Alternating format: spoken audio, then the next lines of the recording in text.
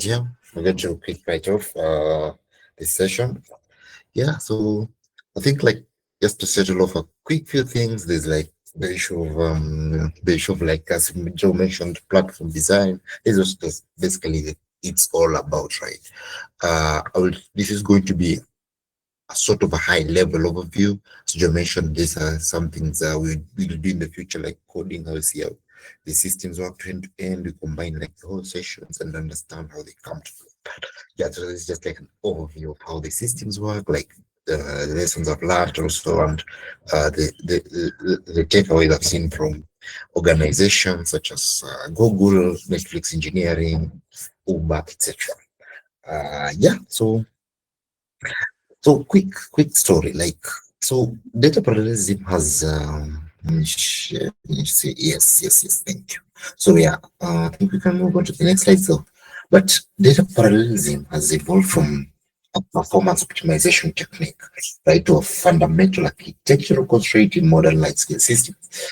So, in every organization, the first issue we are trying to solve fundamentally is data pipeline, right? How this data will work from end to end. It just doesn't mean doesn't look don't look at it from data science perspective. Look at a database. A database stores IDs, with names, with or locations, etc. Now, how do you get that data from point A to B, right? Look at eCitizen. How does it store your business registration? And then for use case, right? If it's for data science use case, how is it stored in there, the database, and then come used for analytics, right? So there's a technique, it's called parallelism. And the whole point of parallelism is that you have two independent, right, pipelines that are working end to end, right? So synonymously to ensure that there is flow of this data from point A to B, right, without failure, such that if the first pipeline fails, pipeline B is still ongoing, right? Yeah, so this is what you're going to look at, and that's why I've highlighted the challenges. So that's basically the challenge here, the thesis behind it. Then you're going to look at foundation principles, and Google TPU lessons. It's a quick case. So three, four, five are just like quick cases from companies. I've seen how they're doing the scaling around this around platforms, and then we're going to wrap up by like looking at the patterns and the observations. Okay. So yeah, next slide. Yeah. So yeah, move on. All right. Yes. Well, let's look at it. So the core challenge, as I was mentioning, is that so this is Jeff Dean. Jeff Dean is the chief scientist to Google. So his emphasis that parallel thinking must start at the design phase. So that when you're creating the whole system, you need to think of it from the drawing board, right? Basically. So ad hoc parallelization leads to an unmaintainable system. So this is just like from the head, like coming from the head, thing it leads to an unmaintainable system. I think even Joe can tell you that if you don't write your own architecture from start to end, right? Like having the whole workflow, imagining the design process, right? I think it's something that we do it a lot. Even Joe can attest to it that I think if you visit Joe, you just see the architecture first, the drawing board, right? It's a very common pattern. So while designing for parallelism upfront ensures scalability and maintainability, right? So each pipeline, each modular architecture. Now this data pipeline, imagining here, you have to think that in the next 5 years I'll scale to 60 users. What do 60 users mean? 60 users mean 60 more data points, and probably if each data point has like two sub data points, it means 120 data points. Okay, so you need to think of that. You need to think of scale in the future, so you have to have room for that. So the core thesis on modularity and parallelism that effective data parallelism requires module boundaries, right, that align with parallel execution, like the patterns that I have end-to-end workflows that I can execute them rapidly and scale them rapidly based on a certain pattern of X, certain pattern of IDs of people, increasing certain patterns of ages, if it's weather, inputs such as rainfall, inputs such as uh, temperature, right? So these are the execution patterns, right? Here are example of execution patterns. So this alignment ensures the systems are both maintainable and high performing, crucial for scaling to thousands of accelerators, right? Like I was mentioning. So you need to capture a lot of data point.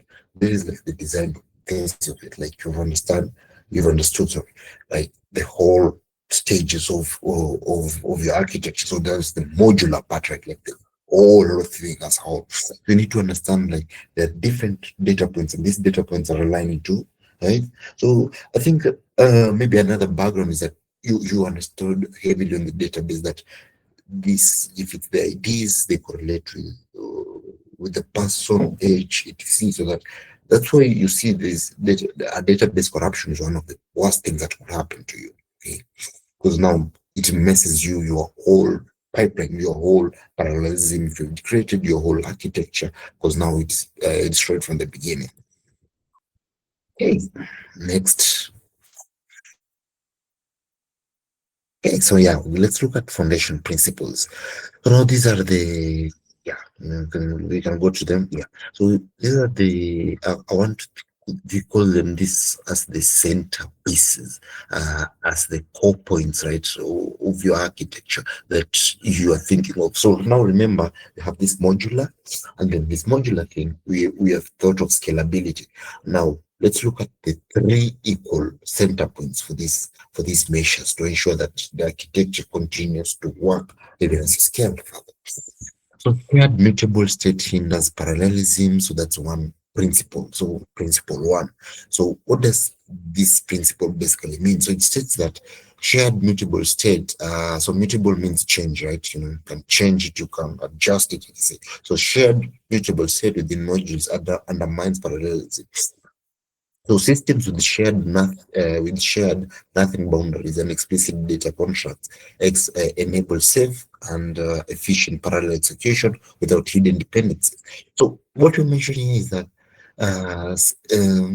mutable systems within modules are that systems that can be changeable, systems that can be adopted, right? Like can be, okay, let me not use adopted. So systems that can be underwritten, right? They can wake up and just change it casually. Uh, they can affect module parallelism, data parallelism as a whole. So, when you are creating these pipelines in when especially looking at let's look at a data science workflow. So this pipeline is something that will create a visualization. You want such that a minor change may be minor change maybe in endpoint. Let's look at the backend. So in the backend, a minor change that could interrupt, say, key or a key value, right? Key value change, right? It doesn't all the way make the whole module start crippling, right? Or make the whole visualization from the user's end dashboards start appearing dysfunctional. So yeah, that's why we say systems with shared nothing boundaries and explicit data controls such that every this so thinking about shared nothing boundaries and explicit data contracts, think of them as the rules, the key rules. So these rules here are what underpin, right? So a change in A, a change in B is what will effectively cause the whole pipeline to flow differently. So this is the whole point here. So there's this set of rules, not just a change like a button or a knob that just uh that that could disrupt the workflow. So but there's a certain rule. So there's like a JSON format. In most cases you'll find the repo, the code base of a JSON or a make file that has the underpinning rules. Okay. Now, principle two, immutable interfaces for safety. Great. Remember now we mentioned mutable state will undermine parallelism. Now here we are saying mutable interfaces for safety, immutable interfaces that be underpinned. So when you again immutable now it means can be changed, immutable means that can't be changed. But now immutable now in immutable is that let's look at it in the form of a JSON file. So this JSON file of yours is basically a set of rules, right? Right. So the best practice is if you feel like, if Victor accesses the database at X, please do X and Y. If the rainfall temperature, for Embu has changed today, please don't change it. Uh, please don't change that rainfall for on that day. Change it on Friday, right? Because if you look at whether you want to measure it in the long run, so you don't want any small change to just start, tinkering the whole one. So you probably have that set of rules. I can imagine that's what the Met does, right? So in your workflow, in your architecture, you want to have this whole set of rules that will tell this database, for safety purposes, is the entry keys, especially when you want to enter keys and value. Okay, so keys are part of the database. Someone wants to change their name, etc. So there's whole best practices that you put in there, right? So someone can change the wake up and just say, today my name is not Victor, today my name is Myers, right? That's an example. Yeah, so that's basically what it means. So let's look at it. Best practices include using immutable interfaces, right? Wherever possible. This ensures that compilers and schedulers can partition work without worrying about rest conditions, leading to more reliable systems. So in a whole modular architecture, you have custom compilers and schedulers actually. So you have probably customized a compiler online, just or a scheduler you've written in C sharp, for your own use case. But now these compilers and schedulers, they're so fragile. Some they don't say this. They're so fragile. That's why even in your Windows platform, I think you just can't casually just change the username, right? For HP, it comes with, like, for example, HP to EliteBook 250, 2560. If you want to change all those, the core name of it, you have to go to the core settings, right? It's not like you just wake up and just change the settings like that. It will probably tell you you're not that mean, right? Blah blah blah, because it's for safety purposes, right? It's part of what Windows deems safety. So that's an example. So you want to have such, and for compilers and schedulers, these are very key. Compiler will work with the systems. Imagine working with a system that is compiling data at, like, at an hourly rate, and after an hour, it finds the workflow is changed. What does that mean? It means the scheduler has been changed. The scheduler knew it followed a certain pattern of X and Y. So if the pattern comes from the compiler is that it's Y and X, the whole workflow is ruined. So there's going to be a corruption, either either still in the backend or most definitely at the user. Okay. Explicit data contracts. So explicit data contracts can make dependencies invisible, allowing for better coordination and minimizing of the risk of conflicts. So data contracts are just like uh, the, the, the, the, the key value, right? The key value chain, okay, for the database, okay, in this case. So if the data contracts now for a case is ID, name, age, etc., right? So no, it doesn't change if someone has another code, right, changes ID to identification or ID number, right? Such case will probably affect, the whole workflow. So you want to have an explicit data contract that the key value chains, the patterns are explicit, and the dependencies are quite visible to everyone. Right? Everyone knows these dependencies of X, these dependencies of what the age is a number, etc. So these are the data contracts, the whole metadata about the data. All right. So this transparency is essential for maintaining parallelism across module boundaries. Right. So because now this is a modular architecture. Modular architecture, it means it has several modules, right? And now, on top of these modules, we are saying, look at a case where there's a pipeline. It goes on and on, right? So imagine what a change in a specific module will do to the other module, right? So this is what you mean, that we should have explicit data contracts. Next slide.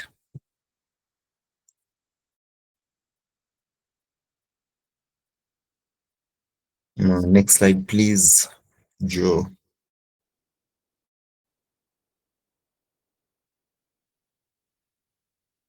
All right. Yeah. So, so here we are. So now, uh, we're going to look at more like I want to call them the more roles, the bigger roles here, right? One of the rules here, like ground rules, is coordination is the enemy, right? So let's look at it here. So minimizing coordination surface area. So the importance of teams is that you need to work together. But the team again needs to understand that whatever module they're working on is in sync with the other module, right? So if a failure in coordination in one module or a cross module, right, is reached, what will happen, right? What and how can we alleviate that, right? I mean, basically, we don't want that, but what if it happens? So this is how this whole point of this principle. So principle two highlights that every synchronization point is a bottleneck, like I mentioned.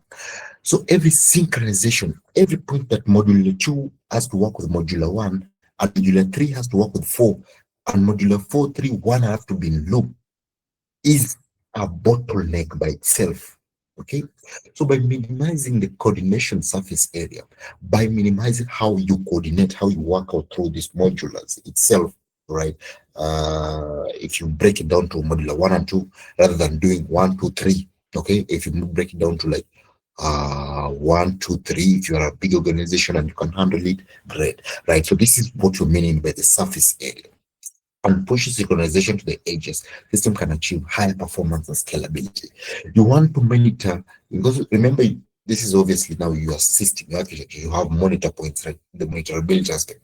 So you want to ensure that there's a coordination surface area, that one and two are in sync, then two and three are in sync, modular three and four, etc. So after that is when the entire loops works together. So by minimizing that surface area, you know, you start with one, two, then three, four, then come merge them as merge these systems now as one, two, right? So it flows from one to three, four to one and two. So it's by minimizing that surface area, it can rough out the edges, make it simpler to maintain the workflow. And that is what we mean by coordination here is the enemy, because it's your friend when you coordinate properly, but it's a bottleneck when the synchronization is out of loop. Next slide. Right. Heterogeneous parallelism.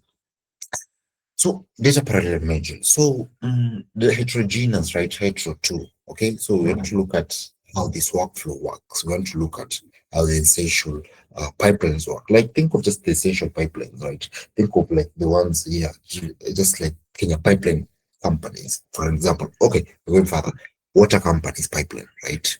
Okay, so think of those in mind when we look at this. So data parallel modules. So data parallel modules handle embarrassingly parallel work.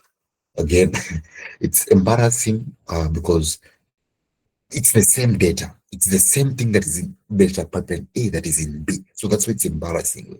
But it's the point of that. Why is the point of that, right? So it enables distribution of tasks. The purpose is distribution of tasks in parallel. If A fails, B picks up, etc. So that's the whole point of data parallelism. But now let's look at this. So data parallel modules handle an embarrassingly parallel work, distributing tasks across multiple processes to achieve significant speed up. Right? Because in high efficient architectures, I promise you, even in systems such as the citizen, actually the citizen, let's look at the citizen, okay? And for machine learning, let's look at the language model, okay? So we look at those two analogies when we go on. A citizen has two data pipelines, right? I know the current the major one, the one we use at all times is at Conza. So when I log into business registration service, I'm inquiring about my business, it logs into Conza. And then there is another one on standby at ICT, right? So that's one of that's one of the best actually. That really makes our citizens should be one of the best systems. Okay, because of that, right? The guy, the one who made it was on Citizen some time back, and he was discussing how the whole thing works. It was really fun. But I'll encourage you to look at it. That's a great example of data parallelism. This work done around that. Okay, so this is essential for tasks like large scale data processing and machine learning. Exactly. Let's look at those two systems in mind, right? Let's look at those two systems in mind. So now there's a model parallel modules. So we're going to let's look at model parallel modules. So just quick for the email part. So model parallel modules address more memory constrained operations by splitting large models across multiple devices. This is crucial for training large neural networks that exceed the memory capacity of a single device. So here right now they devised after the early case, OpenAI was the first to pioneer this high-end, large-scale system once, 2022, right? So there's a lot of lessons that other labs copied. So one lesson is that don't build in one data center. The original ChatGPT, the October 2022 one, was deployed in one data center that was in San Francisco. But they learned, let's split these nodes into separate, right? Nodes. Okay, they spread it out across USA. That's later. That's something Google did that. So Google did that, and then the other labs followed. So this is what we mean here. So model parallel modules address memory constrained operation. The regional one. So right now, ChatGPT handles what 1 million users weekly. Earlier, they were faced with a huge bottleneck. They was trying to split. Should we handle efficiency or do we just want one, right? But now the design of that, the design of handling all this parallelism itself was the key, was the bottleneck. So after they decided to create multiple nodes is when at least now ChatGPT can handle 1 million users. That's how they were able to scale. So it's by splitting this into data centers. For technical work is for the deeper stuff. Those will be interesting. Is that they had these GPUs, the NVIDIA ones. First of all, they split training and inference. Inference is when you type hi, or please help me do my homework, ChatGPT. This one they split, right? They said from here on, but if this data center is for training, this is for inference, right? And then Azure came in. The deal with Azure is actually the inference side. So Azure is helping now handling inference. So you see a lot of deals is they're splitting between these two, right? Anyway, you can go and look at that. I think I can share links if they're not here, but I can share them. You can look at that stuff. That's what they did. So pipeline parallel modules manage sequential data dependencies by breaking tasks into stages that can be processed in parallel. All right. So again, let's look at this data pipeline. So when tasks are broken into, remember there's a processor and a schedule at the end of the task there. So you want to split this task into like model process. This is data processing. This is data cleaning. This is visualization. This is the first model checkpoint B, model checkpoint of B over random forest, model checkpoint B over neural network, etc. So what they do is they break down all this stuff, right? This is piping parallel modules, right? Let's look at an analogous way. Nairobi Water has two pipeline systems. They both serve at Ndakaini, right? But they have two. So earlier though, before I think 2010, the main pipeline used to suffer a lot of bottlenecks. Either it was a breakdown, either it was a high usage, etc. So what they realized, we'll have two. Okay, so when the county says we are going to suffer rationality, what they mean is that they're going to the pipeline too, right? So that's a data parallelism in real life. Okay, an analogous one, and it's a great example I like. So they have another pipeline. I think the other pipeline passes through Thika, and this other one passes through what? Ruiru. Yeah, there's one in thick and true. But anyway, that's an example of how this task are broken. So if the thicker one is handled all the treatment, the B one already has clean, the B one could be handling what The B1 could be handling increasing of load, etc. Right? The B1 could be the huge pipe that will handle load, the increase of load, maybe in a certain area, maybe in Dagoretti. Okay, yeah. So as the other one handles water treatment, if that time of the month, if the volume is high. Okay, but I'm digressing anyway. So hybrid coordination layers. So hybrid coordination layers, you orchestrate that different parallelism strategies. Again, this is not like well defined, but like in data science, I can know for sure that there is cleaning, there is visualization.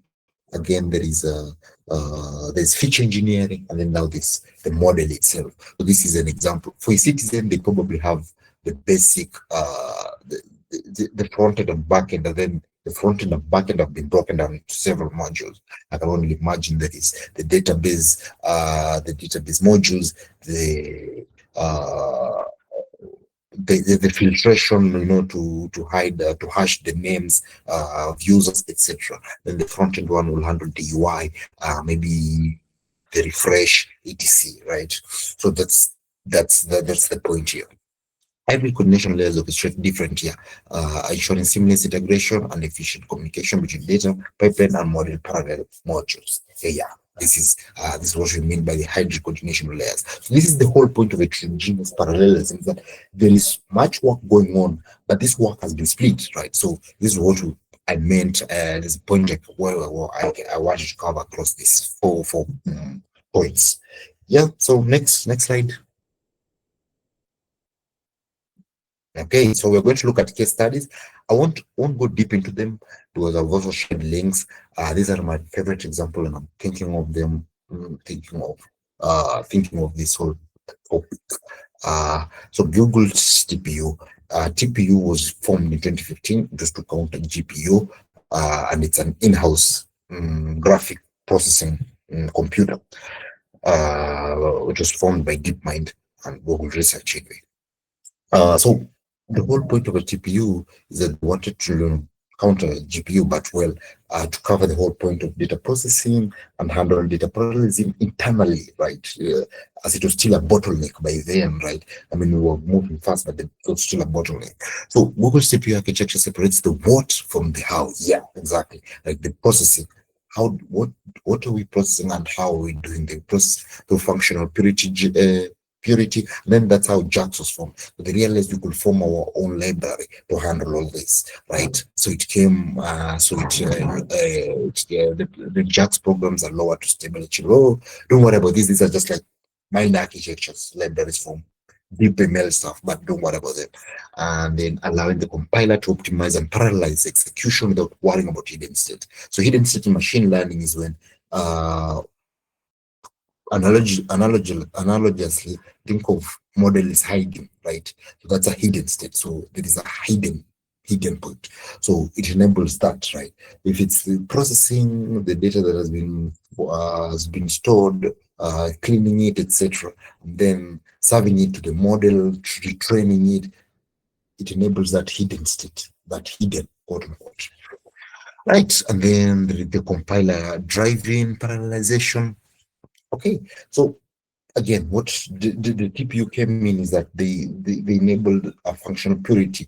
So there's an automatic parallelization in the TPU system, so that compiler doesn't compiler can work on this code, the JAX code, whatever, the TensorFlow code, but it can well safely pass it in other forms whenever it's needed. It doesn't really pass it with the PARSE, just pass from one form to another, as in change it, right? So it can safely transform the code from one state to another if it was working it, right? So because the compiler sometimes may get stuffed up. I know if you know this from your computers, can stuffed up with a lot of stuff and it makes it lag. So what TPU does, it does this compiler driving parallelization. The compiler itself has even been broken down basically to several components. This is what it means here, leading to significant performance improvements. Right? Yeah. So yeah. Next.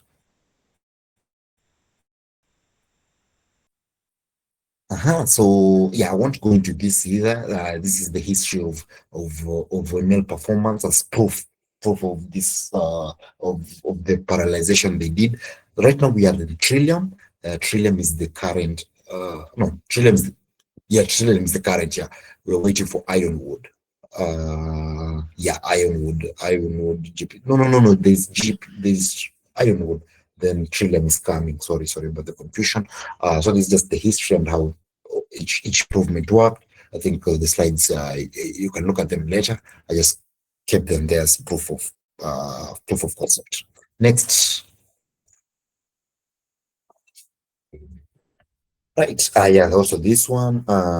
It's more deep like the use case. So this is just internal, but like, yeah, you can look at them later. I'll just pass them through for now. But it's just basically how the whole thing works. It works as a nest. You know, a nest branch, that branch is a smaller branch, and the branch itself is a smaller branch, is what happens on GPU. But I want to look at that. I highly urge you to like, there's so many videos explaining this deep stuff about TPU. But yeah, you can take screenshot. Also think you'll have the slides and then you can look at them. Yeah. Next, please. Yes, let's look at Netflix also a bit. Yeah, so Netflix is one of my favorite, by the way. I think engineering department in the top hyperscalers. I like Netflix engineering. I watch a lot of their keynotes. And I think they use a lot of Java and Spring Boot. It's one of the amazing systems, and there's some lessons here. So they use Kafka. Kafka is monitorability and observationality tool this the COVID, right? It has this compiler, the scheduler all in one, so it makes works easier. But yeah, there's still the whole engineering architecture. I'll urge you to look at it. If you're really interested in good deep software engineering, understanding how systems work, please look at it. There's several opinions about Netflix engineering. They offer a lot of insight. The Netflix processes billions of daily streaming, right? So you saw the other days, Stranger Things 5 crashed, made Netflix crash because there's so much, right? Even with a good system, they're not even ready, right, for the kind of numbers that will come. Last year there was also, I think last year or early this year, there was a wrestling match, and there was some lagging cases, right, because of the issues.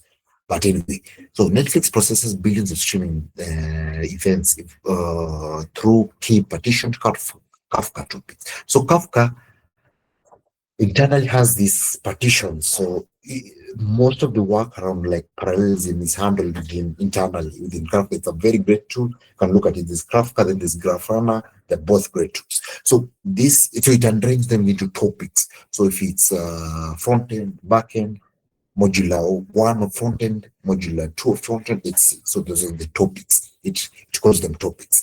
So this approach ensures that natural data parallelism, allowing each microservice to handle its designated partition independently. So by default, since everyone has its own topic, Kafka enables you to get them from their own point, which you are having to like check in with them point every time. Um, so Kafka, so we've created a microservice. All you have to do is just like call in the endpoint and basically just attach it to the Kafka. So this is the whole point here. So it's by aligning microservices, Kafka partition, Netflix allows you to Netflix allows the engineering team to easily monitor the workload, etc. Check which microservice is down and into microservice B, and just like work out issues that are being reported, bugs, the downtime, right? So repartitioning becomes a rare and explicit coordination event, right? Remember that coordination as a bottle, right? So repartitioning want to repartition the chunk or the processing for each modular architecture and microservice here, it becomes like a rare thing and explicit coordination so minimizing and maximizing throughput, right? So by the way, there is a whole story about how Netflix handled latency, right? It's very interesting. The whole history about fast.com, it's owned by Netflix, right? So there's a whole story about that and how they managed to handle latency. You'll notice that even in low internet, Netflix can still pass the video game, pass it an arc, pass the video way like 5 minutes beyond or 10 minutes beyond. Why is that? There is a whole story about that. It's under this alignment with microservices because they handle the latency, they manage to handle the latency, figure it all out internally. Anyway, I really urge you to go look at the Netflix engineering. They release like keynotes every year, sessions. Use of Kafka streams enables Netflix to scale its Ethereum infrastructure while maintaining low latency. There is an AWS modular architecture on top of Kafka, so that's the cloud. Like they use AWS. So there is a AWS is by default the best DB for software engineering. It's like the go-to. Like think of any company that's not like, especially from apart from the hyperscalers like Google or with their internal one, but like other companies. It's like they have AWS at the core because AWS has a streaming database, has a Redis database, has a no-code database. It's like there's so managed to figure out this needs for software engineering life cycle. It's really nice, right? So there's a streaming database that Netflix uses to cache these videos. Yeah. So this architecture supports the processing of massive event volumes across multiple AWS regions. Yes, yes, yes, yes. Yeah. Anyway, I went through it, but I went ahead of it. But yeah, so there's this. The AWS has been built on top of the Kafka, and imagine the Kafka is already aligned with microservices. So throughput latency very low on Netflix. It's very one of my favorite fascinations with Netflix in terms of engineering, how low the latency is, even with the low internet. Like you can try the lowest you can, and it still passes the video first. Anyway, let's move on. Next slide. Yes. Partitioned, aligned module patterns. Yeah, this is the deep fast stuff about partition align. So just skip through it, but like it talks about how the partition is done on Kafka and how the bulk is handled there. But yeah, anyway, for the sake of this, let's just move on. Next slide, please. Yes, okay. We're going to look at chaos engineering. So chaos engineering, just from the name, is the engineering that is brought about by, like, no, from the name, like chaos, right? Like multiple teams, multiple users, multiple divisions for the company itself, and then it handles billions of users. Okay, so there is rapid testing, there is iterations, right? So that's chaos engineering. So the point of that, you think of like the whole engineering flow. It usually is in companies, just one flow, right? So you're just properly separated by your engineering manager. There's no like no office. The CTO is the one who's office there, but like everyone else just separate teams. So that's chaos engineering. So that's an overview of chaos engineering. So Netflix introduced Chaos Monkey. But Netflix is doing a lot of engineering, software engineering. Please check them out. Anyway, Netflix introduced Chaos Monkey in 2011 to randomly terminate instances in production. Right. So this practice ensures that the system can auto heal and maintain parallelism under real faults. So Netflix borrowed the concept of chaos engineering that so when engineers in real life fail, what do they do? I'll probably just wake up and say, hey, Ephraim, system imefanyikaje? What happened to the system bro? Nini imefanyika hapa? Yeah. And then tunaanza kuargue nini? It's like, oh no. Wewe ndo ulipush load usiku, wewe ndo ulipush that bag usiku with that repo, hey bro. And so much story. So they introduced Chaos Monkey. So Chaos Monkey is at the loop, the engineering. So they said, with this, let's handle all that, right? Let's let the system auto heal it. So the Chaos Monkey it's still internal. Anyway, I think like there's like replicas that's mostly internal, right? So it just replicates and then checks out, etc. And coordination, delay, simulation. Yeah. So Netflix, by the way, does a lot of simulation. Even for major fields, they do simulation. But like engineering is still engineering is engineering, because they do all these simulations. Like let's try out this video for to a couple of users. Let's see. Let's create bots. Let's have them watch at once. Let's see what will happen. But they never expect that downtime the way they get it, right? It's just engineering. It's engineering, right? And then so it simulates that. Okay. So I'm rushing through because these are just examples I want you to look at, John. Then partition skew injection, how how well is partition, is it not partition, right? This is just for traffic distribution. Then building redundancy and automation. So yeah, so chaos monkey is like chaos engineering itself is there might be a lot of redundant. So if you have a design engine A, design engine B, right? So chaos monkey is supposed to like detect all that part of Netflix engineering schemes. Anyway, next slide.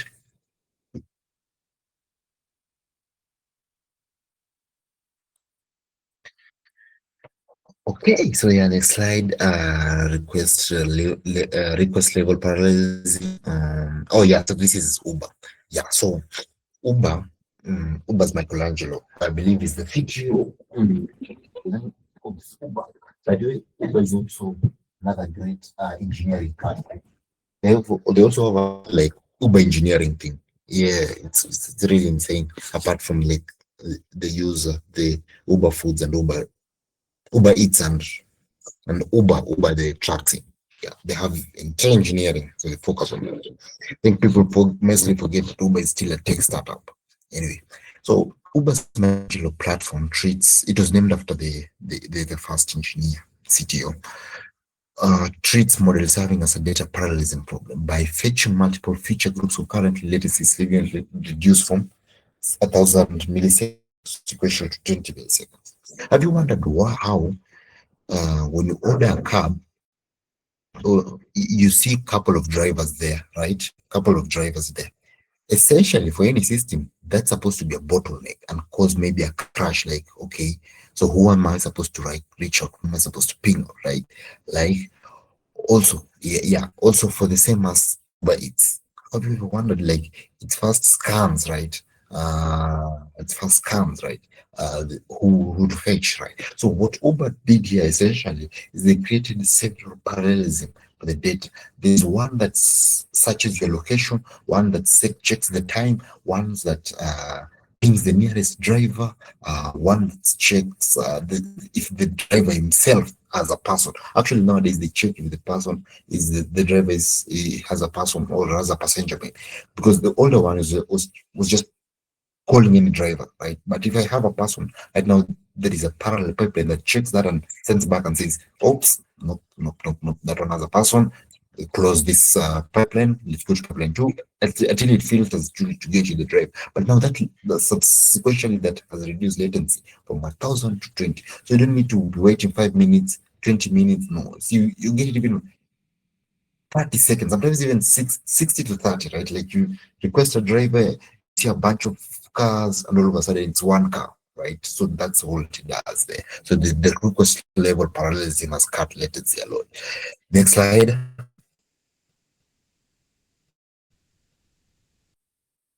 Dynamic GPU. Yeah, so this is like how they are doing their load shedding, etc. But like I won't go into deep into this. It's basically an explanation of how Uber does the internal GPU handling, allocation. But for this, just look at it. It's basically the whole parallelism explained. So go to the next slide.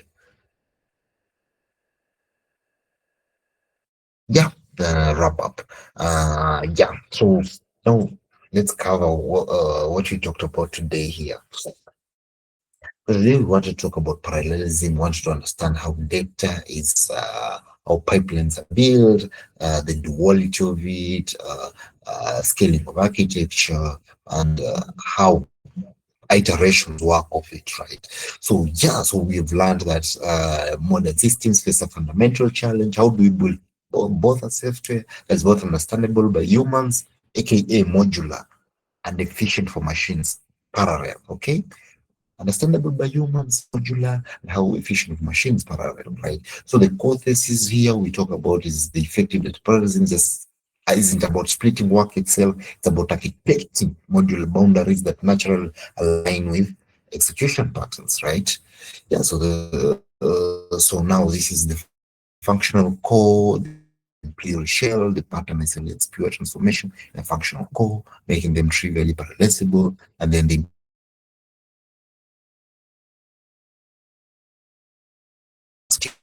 Okay. We talk about actor model. So the actor model handles like the mutable states. So this is where we talk about the mutable state. But this is the So the actor model here, it's the rules. Remember, we're talking about the rules, right? So this is the actor model. Handles immutable state safety by using nothing actors that communicate via message passing. Mostly people use JSON, but I've seen others use Makefile. So yeah, so this is basically the actor model what does.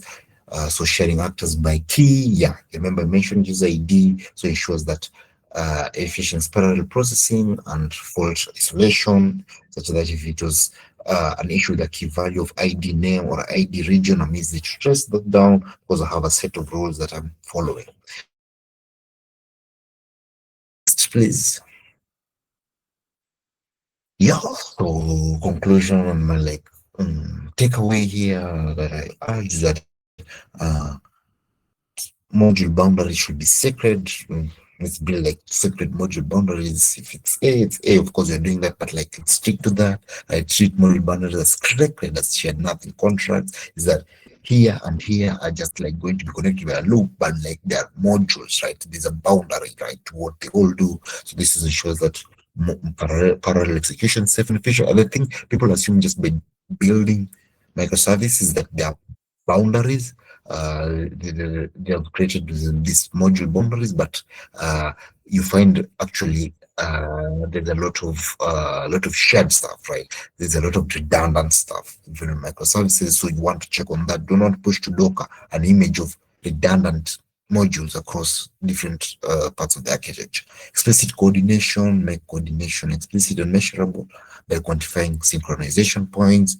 Architects can minimize latency penalties and optimize system performance, invest in observability. Yeah, tools like Kafka, Grafana, or just custom internally. It doesn't have to be the paying ones. You can do some code logic in your code base.